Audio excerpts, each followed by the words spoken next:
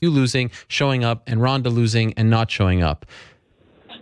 How difficult was it for you to do that? And does it bother you when other fighters who suffer some kind of tough defeat don't come and at least address it? This is me, Ariel, and this is why I am the way that I am. It's a proven scientific fact that unless you get to be yourself, act like yourself, say what you want, you have anxiety, you have stress, you have depression, you have all these things that are just driving you crazy every day because you're holding yourself back. After that loss, to be honest, it was something I looked forward to doing, was standing in front of everybody and letting that out. And the reason is I don't have to answer any more questions. Everything I needed to say about myself, that fight, losing, winning, just being me, was said at that press conference, and it needed to be said. So I didn't have to sit on it and marinate in it and think about it and let it eat me away. I had to say that stuff. Everything I said was from my heart and from my mind, and I don't hold anything back. I just said it. So I think that's why it worked, is because I meant it and I wanted to say those things because that is the way it's supposed to be. I think that we see so many people fight loss, fight when things don't go the way that the world perceives they're supposed to go. They fight it and they don't flow with it. And then you're not learning from it. And the whole loss becomes a curse instead of, you never really could see a loss as a blessing unless you choose to wrap it up as a blessing, and you have to learn from it, because what else can I really do with it?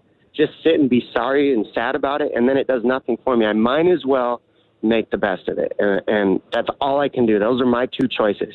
Make the best of it or let it ruin me. And I choose to not let it stop me. I got to keep going forward. I got to keep moving. And that's what that was about. It wasn't anything other than that, and expressing myself. And I'm glad that it could come off to in a way that people could understand. I mean, that's just, I always ask God to speak through me when I go speak. And whether you believe in God or not, it can be your higher power, but he's my higher power, and it keeps my mind sorted out sometimes. And then you had a soccer player for Arsenal, Hector Bellerin. I'm probably butchering his name, but he's even tweeting out the video a couple days later after his team suffers a tough draw in one of their matches. You're being used as this inspiration in defeat. Does that kind of blow your mind that people, like, I feel like if someone says to me, tell me about Dominick Cruz, first things first, I'll mention, the knee injuries and the fact that you were able to come back and win the belt. This is probably the second thing that comes to mind. Is that crazy? Is that fair to you and what you've done in your fighting career? Because this to me was so damn impressive what you did up there. Took so much courage. What's crazy to me is that the 6 world titles that I owned in 10 years' time and never lost doesn't even get brought up ever by anybody.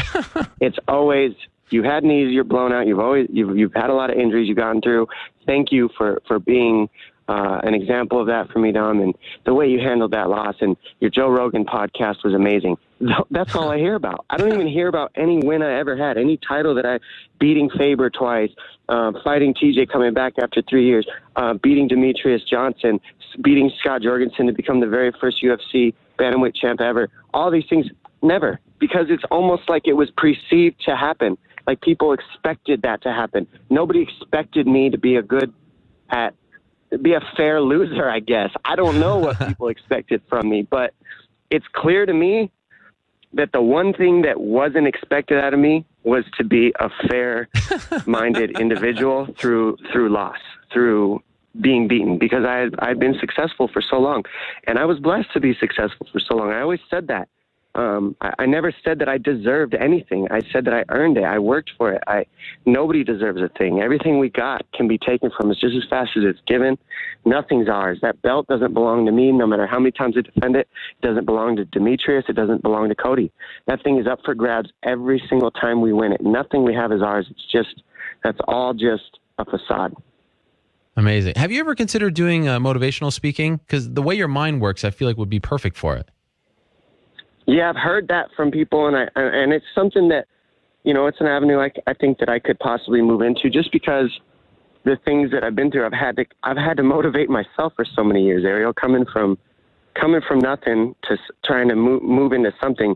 This is self-talk. These are things that I've done, mindsets that I've given to myself to try to be successful, coming from an area that thinks about a lot of negative. So this is just me being me and me sharing it with people as I move forward through the things that I've experienced, and really the opportunities to get to fight in front of so many people on the stage and test these mindsets out is what's made me who I am. So I'm fortunate to have that too.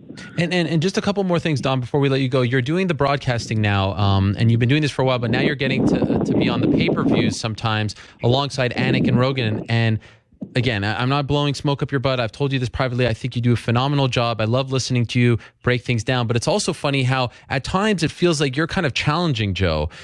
Before it was sort of his sort of playpen to paint whatever kind of picture he wanted to paint as far as the broadcasting is concerned. And you've even been critical of it in the past.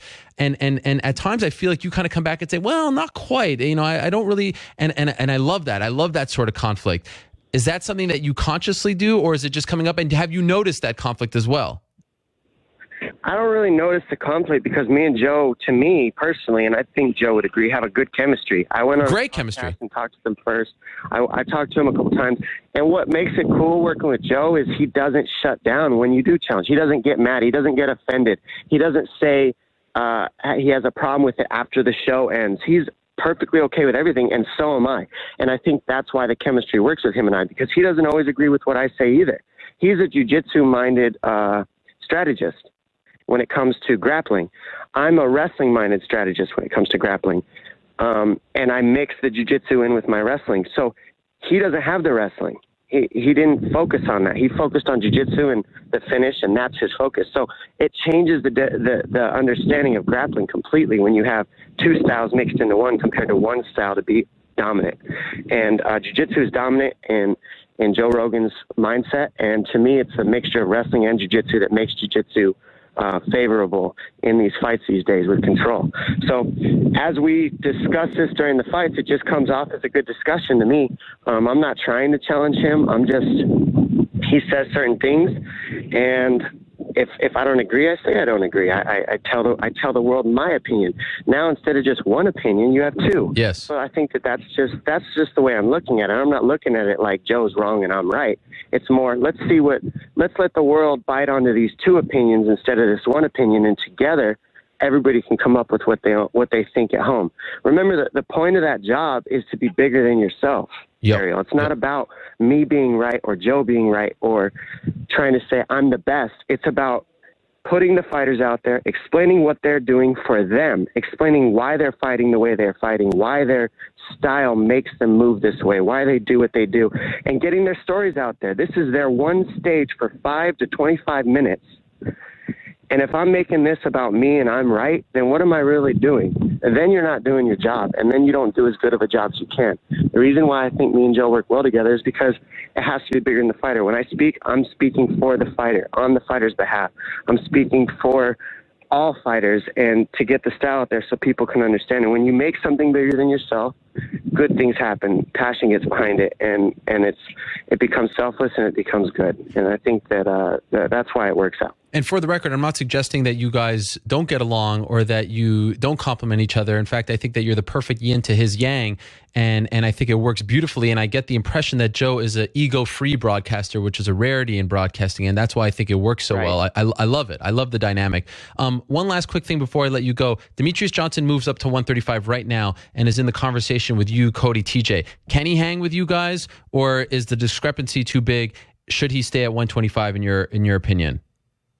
Realistically, and I mean this because I fought him, I think that he does great against both Cody and TJ because I've seen their styles, and I think that I beat him again. I love the guy.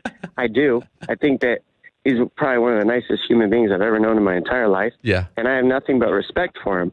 There's not a lot of people that I've fought that are still cool with me after I fight him. Yeah. But certain people are. He's one of them. We have mutual respect, me and that guy. Doesn't mean we won't fight 10 times for you people out there watching, but it does mean that there's respect there, you know? Now, other people, we don't really get along like that. Me and Cody just can't get along like that. Anytime I talk to him, he tries to challenge me, and I can't give him a second, so I got to challenge him back. Next thing you know, he's throwing a temper tantrum. So it doesn't work with guys like Cody. It only works with guys like Demetrius who are level-headed, calm, cool, collected, see the bigger picture. And that's one thing I like about him, and that's why he's been such a dominant champion. He doesn't get emotionally overridden ever. He stays very calm, and he's always good. So I think that with all those reasons and the style that he fights, I think that he'd be too quick for both TJ and Cody. Now, do I think that they have more power and they're stronger than him? Yes. But after watching the way Demetrius fought Wilson, you can see the difference in he can change his style up according to each style that he faces and make the best win scenario for himself. And that's something I've focused on my whole career. And I think that the speed that he has and how tough he is to hit, and the fact that Cody or TJ don't really wrestle or grapple at all in their fights, I think that makes a good matchup for Demetrius. Now, real quick, TJ did grapple his last fight, right? Mm-hmm. We saw him take down Lineker and grind him out. The problem is Lineker is a stationary power-throwing target. Demetrius Johnson moves his feet, floats nonstop, never stops moving, never sits still. The takedowns won't be there the same, and he's much quicker than Lineker. So that would be the problem with those two gentlemen trying to wrestle Demetrius, whereas me, I have a different game plan when I fight that guy, and I'll never give it away. What a treat it is to talk to you, Dominick. I really appreciate it. I know you have to go train, so we'll let you go, but thank you for squeezing us in. And great to hear everything's going well. Keep up the phenomenal work on television, and I hope that we get to see you in that title fight sooner rather than later. Thanks so much, Dom. Me too. Make sure if you guys want to see that fight, throw the word out there. Let's get talking about it, because I think that's a big fight coming up in the horizon. Me versus the winner of that Cody TJ fight, and I think that can do amazing things, and it'll be fun to watch. Hard to disagree with that. Thank you, Dom. I appreciate it. Thanks, Ariel. All right, there he is.